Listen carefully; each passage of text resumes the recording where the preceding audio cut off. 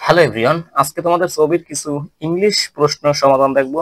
খুবই সহজ ছবির ইংলিশ। দেখো তোমরা কিভাবে এগুলো সমাধান করতে পারো। এখানে ফার্স্টের কোশ্চেনটা মেবি একটু দেখতে অস্পষ্ট মনে হচ্ছে, কালার পেন ব্যবহার করেছিলাম এই কারণে। পরেরগুলো ক্লিয়ার আছে এবং আরো কিছু প্রশ্ন আছে। এখানে যতগুলো প্রশ্ন আছে তুমি শুধু একটি রুলস দিয়ে এবং এই রুলস থেকে ছবিতে ম্যাক্সিমাম তোমার যে কোশ্চেন ব্যাংকটা আছে, এখানে যে অংশে ইংলিশ আছে সেখানে তুমি যদি খোঁজ করো 30 থেকে 40টা প্রশ্ন পাবা শুধু একটি রুলস থেকে। সেটা কি সেটা একটু দেখো। আচ্ছা, এই রুলসটা দেখো, তারপর তুমি ইজিলি পারবে। আচ্ছা, এটা হচ্ছে কি সাবজাংটিভ মুড, ঠিক আছে? এটাকে বলা হয় সাবজাংটিভ মুড। এই বিষয়টা একটু সহজ করে যদি শোনো, তোমার ইংলিশ যদি বেসিক না থাকে, কিছু না থাকে, তারপরে কোনো সমস্যা নেই, ইজিলি বুঝতে পারবা। সাম ভার্বস, কিছু ভার্বস আছে, ঠিক আছে, কিছু অ্যাডজেক্টিভ আছে, কিছু নাউন আছে, সেগুলো লিস্ট আমি তোমাকে দিব। তবে আমার এখানে যে প্রশ্নগুলো আছে সেগুলো সমাধান করার জন্য এই চারটাই যথেষ্ট। একটা হচ্ছে রেকমেন্ডেড। এই রেকমেন্ডেড কি, যে সুপরিষ্কৃত যেটা আছে না, সেরকম কিছু বোঝাচ্ছে। প্রেফার্স, অধিকতর পছন্দ, এটা আর কি। আর্টস, জারি করা, জোর করা, জিদ করা আর কি কোনো কাজের জন্য এরকম। তারপর সাজেস্ট, এটা তো তোমরা সবাই বুঝুই। আচ্ছা, হ্যাঁ, এই ওয়ার্ডগুলো যদি থাকে, আরো কিছু ওয়ার্ড আছে যাদের প্রয়োজন, এই স্ক্রিন দেওয়া নাম্বারে তোমরা আমার সাথে যোগাযোগ করতে পারো। আমি তোমাদের একটা পিকচার দিয়ে দেবো, তোমরা সেটা ভালো করে পড়ে নিবে। আচ্ছা, উক্ত ওয়ার্ড যদি থাকে, এখানে হচ্ছে নিয়মটা দেখো। উক্ত ওয়ার্ড, এই যে ওয়ার্ড গুলো বলছি, আরো ওয়ার্ড আছে, অনেকগুলো আছে, প্রায় 20-25টা। আচ্ছা, দেখো উক্ত ওয়ার্ড গুলো প্লাস দ্যাট ক্লোজ থাকলে, আচ্ছা তোমাকে আমি এখান থেকে দেখাবো, আগে তুমি রুলস গুলো এখানে আবার নিয়মটা জেনে নাও। উক্ত ওয়ার্ড প্লাস দ্যাট ক্লোজ থাকলে কি হবে দেখো, ভার্বের সব ভার্বের কি সর্বদা বেস ফর্ম মানে ভিয়ন হবে। বুঝতে পারছো? আচ্ছা, বেস ফর্মটা হবে। দেন এখানে সেকেন্ড যে বিষয় সেটা হচ্ছে পাস্ট টেন্স হওয়া সত্ত্বেও, মানে তোমার এই পাশে পাস্ট টেন্স থাকবে। আমি তোমাকে দেখাবো এটা সহকারে, তবে আমি একটু আগে মুখে বলে নিচ্ছি। এখানে তোমার দ্যাট ক্লোজের আগে যদি পাস্ট টেন্স থাকে, আমরা জানি একটা ক্লোজের এখানে যদি দুইটা ক্লোজ থাকে দোনো পাশে সমজাতীয় টেন্স হয়, কিন্তু এখানে এই সাবজেক্টিভ মোডের ক্ষেত্রে পাস্ট টেন্স থাকার পরেও এখানে দ্যাট ক্লোজের পরে কি সবসময় পাস্ট টেন্স না হয় কি হবে, বেস ফর্ম হবে। বুঝতে পারছো? এর জন্য ভি অন, এটাই হচ্ছে মেইন প্রায়োরিটিস। এই ভি অনই তোমাকে কামব্যাক করতে হবে। আচ্ছা, মডাল ভার্বের ব্যবহার হবে না। বুঝতে পারছো? সরাসরি বেস ফর্ম হবে। তারপর বি ভার্ব যেখানে হবে, মনে করো সি এর সাথে তো ইজ যায়, হি এর সাথে ইজ যায়, এগুলো না হয় সরাসরি বি বসবে। ইজ, অস, বি ভার্ব কি ইজ, হ্যাঁ। আর এগুলো কি অজ, ওয়ার, এগুলো হবে না, সরাসরি বি হবে।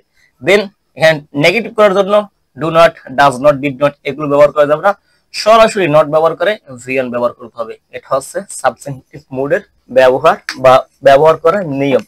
এই চারটা, এই পাঁচটা রুল যদি মনে রাখতে পারো, ইজি একদম। উক্ত ওয়ার্ড গুলো যদি থাকে তাহলে কি তারপর সর্বদা বেস ফর্ম হবে।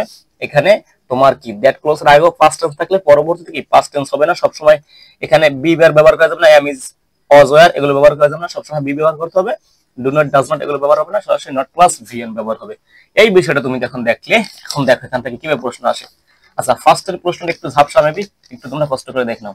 হ্যাঁ, ছবির ইংরেজি সহজ পর্ব।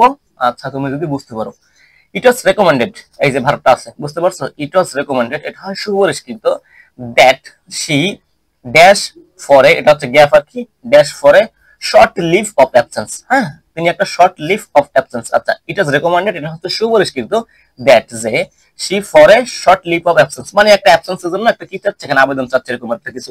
আচ্ছা, মানে আবেদন করবে। এখানে ভার্বগুলো আছে অ্যাপ্লাইজ, তারপর হচ্ছে অ্যাপ্লাই, তারপর হচ্ছে কি অ্যাপ্লাইড, পাস্টে আছে, তারপর হ্যাড অ্যাপ্লাইড। হ্যাঁ, পাস্ট পার্টিসিপল আছে। আচ্ছা, এখন যে রুলসটা জানে না, কি জানে না, আমরা জানি যে কি কিছু ওয়ার্ড, সেটা হচ্ছে যে রেকমেন্ডেড একটা আছে, এই যে রেকমেন্ডেড, তারপর দ্যাট ক্লোজ আছে। বুঝতে পারছো? এই যে তোমার যে রেকমেন্ডেড বলছিলাম না, দেখো এই যে রেকমেন্ডেড, বুঝছো, সুপরিষ্কৃত, দেখো রেকমেন্ডেড আছে। এখন যে রুলসটা জানে না সে তো দেখবে এখানে কি সি আছে, থার্ড পারসন সিঙ্গুলার, এখানে কি সাবজেক্ট, তো এখানে থার্ড পারসন সিঙ্গুলার নাম্বার থাকলে তোমরা কি ভার্বের সাথে এস বা ই এ যোগ করে দাও।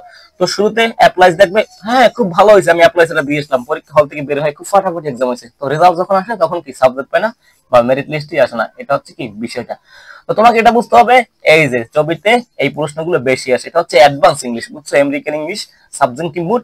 আচ্ছা, ইট ওয়াজ রেকমেন্ডেড আছে, দ্যাট ক্লোজ আছে, এই যে সি আছে, কি ভার্বের বেস ফর্ম হবে। বেস ফর্ম কোনটা? এই যে অ্যাপ্লাই। বেস ফর্ম মিন্স হচ্ছে এর সাথে এস বা ইএস আইএনজি কিছু থাকবে না, যেরকম ফর্মটা ছিল সেরকম কি থাকবে। বুঝছো? বাকিগুলো তুমি পারবা। দেখো 2 নাম্বারটা দেখো, দা বস পেপারস, অধিকতর পছন্দ করে। হ্যাঁ, পেপারস বললাম না, পছন্দ করা, অধিকতর পছন্দ করা। দ্যাট যে হি ড্যাশ উইথ, আচ্ছা, দা বস পেপারস পছন্দ করে that he with his clients personally. এখানে একটা গ্যাপ আছে, এখানে ভার্বটা নিতে হবে। স্পিক্স, স্পিক, ইজ টু, তারপর সে, এটা দুইবার নিছি, তারপর স্পিকিং। আচ্ছা, বুঝতে পারছো? এটা মিনিংটা বলে দেই। দা বস পেপারস, বস পছন্দ করে, অধিকতর পছন্দ করে দ্যাট হি মানে কথা বলবে, এই ভার্বটা নিতে হবে, কথা বলবে ওই ক্লায়েন্ট যে আছে তার সাথে পার্সোনালি কথা বলবে, এটা বস পছন্দ করে। আচ্ছা, এটাও কি যারা রুলস বাজানা বা রুলস শিখে নাই তারা এখানে হি আছে, হির পর কি এই যে স্পিক আছে এটার সাথে যোগ করা আছে, এটাই দিয়ে ফেলবে, কিন্তু এটা হবে না। আমরা জানি এটা হচ্ছে সাবজেক্টিভ মুড। এই যে পেপারস আছে, বুঝতে পারছো, এই যে পেপারস, এখান থেকে এই যে দা বস পেপারস, অদিতের পছন্দ করে দ্যাট ক্লোজ আছে, এই যে পরবর্তী দ্যাট ক্লোজ, এই যে তাহলে কি হবে, speak the boss papers that he speak, কথা বলুক উইথ হিজ ক্লায়েন্টস পার্সোনালি, তার ক্লায়েন্টের সাথে পার্সোনালি কথা বলুক। খুবই ইজি, খুবই সহজ, যদি তুমি বুঝতে পারো, তুমি যদি রুলস শিখো। আচ্ছা, তারপর এখানে যে লাস্টের প্রশ্নটা আছে, নট লাস্ট, এই পেজে লাস্ট আরো কিছু প্রশ্ন আছে, দেখো। উই আর্স, এই যে আমরা জেদ করা, ঠিক আছে, যেটা বলছিলাম, উই আর্স, এই যে দ্যাট ক্লোজ আছে, শি ওয়াজ, হ্যাঁ, দ্যাট দা নটি বয় ড্যাশ নাও। আচ্ছা, কি হবে, এই যে লিভ হবে, লিভস হবে না, কারণ আমরা জানি বেস ফর্ম হবে, ইজ লিভিং হবে না, ইজ লিভ হবে না। আচ্ছা, এটা অর্থটা হচ্ছে উই আর্স, আমরা এখানে জেদ করতেছিলাম বা ই করতেছিলাম, দ্যাট দা নটি বয়, যে দুষ্ট বালকটা আছে, লিভ নাও, এখান থেকে কি লিভ এখানে পরিত্যাগ করবে জায়গাটা কি, বুঝতে পারছো? মিনিং কোন ব্যাপার না, আমি এখানে মিনিং গুলো, অর্থ মিনিং গুলো বা সেন্টেন্সের মিনিং গুলো শেষে বলতেছি।